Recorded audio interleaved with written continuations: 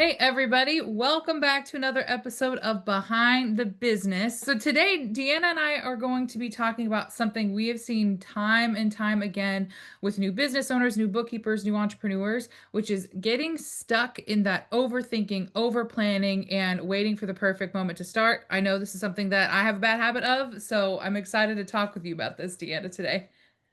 Me too. Yep. I mean, seriously, planning can feel so productive, and sometimes it's comforting just to stay in research or prep mode. But when you're stuck in that space for too long, it's actually, did you know this? That it's actually costing you money, time, and freedom. I don't think we think about that enough, but when you really look at it, it is. Mhm. So, one of the things I want to talk about today is we're going to talk about why that happens and how to break the cycle so that you can actually start building the business and the life that you want. And I think that's really important that we address that today. Let's do it. So let's start here. Why do you think planning and researching feels so satisfying? Like we think we're doing something when in reality, nothing is really moving forward. I'm asking for a friend, not for myself at all. I was just gonna say, oh my gosh. I get caught up in this all the time too, though. I think it's just because we go into this rabbit hole of searching. I can go into Chat GPT and spend hours, right? Like I'm searching, I'm looking for everything, and you go down these little rabbit holes, and then you put together a plan and you're like, oh man, I did all this and it feels so good. But have you acted on it? Are you doing it? Like, just because you made a plan and stuck it up on the wall doesn't do anything if you don't take action on it. And so I think that you have to be intentional with your time. Researching is great, planning is great, but if you don't like literally go through the steps to make sure that you're doing that with like timelines, I think that's important too. And is timelines, right? Like saying, okay, this is going to be done in this amount of time or by this date. Because for me, I'm going to tell on myself, if I don't have a deadline, It's not it's getting done. easy, right? It's just easy to push it off and go, oh, I'll do it next week. I'll do it next week, right? And I've been told too, you can set a deadline, but you should probably cut that deadline in half because things take a lot less time than we think they do, especially for people like me who are operators who like to have every tiny detail perfect. And so we set these deadlines thinking, okay, I need a week to think about this and then a week to put this together. And it's something to think about sometimes when you're really trying to build something for yourself. No, you're right. Like, so if you're like, oh, it's gonna be due next Friday, make it Wednesday. And then you bought yourself some time, right? But you should, because you really need to hold yourself accountable to that. Or you could also say, like, I know you and I've done this with our planning before, is like, here's the soft deadline and here's the hard deadline. Yeah, Like that's important. You're like, I would, this is what I'm anticipating hitting, but this is the oh crud moment dateline that it has to get done by, right? exactly. Here's another one that I think is really good for us to address to everyone here is how can someone tell the difference between preparing intentionally and avoiding action out of fear? What would you say to that, Emily? That is a good one that I have struggled with towing the line of what am I prepping because I want to make sure something is a good product versus just kind of being fearful. And I think like we said, it's timelines. Looking at your timeline, let's say you want to for in a bookkeeping business, you want to launch your social media. I see a lot of people get stuck saying, "Oh, I need to have my social media headline perfect. I need to have my LinkedIn optimized." When really all you need to do is have a couple titles. You can search on ChatGPT if you have a community like an academy that you're in. You can talk to your team members and say, "You know what? I want to do this. What's your advice?"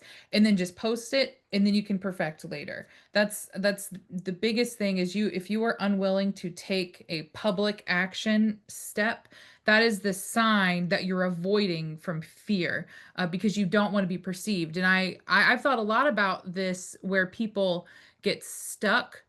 It's because they're afraid of being perceived trying something new. They're worried about um, other people saying, "Oh, they're starting something new." And so they pretend like they're trying to perfect it, but it's really a fear response. So that's what I would say is your timeline in the actual actions you're taking. Are you just Googling? Are you making lists? Or are you making a post and clicking post? Are you writing a text and clicking send? So it's those actions in that timeline.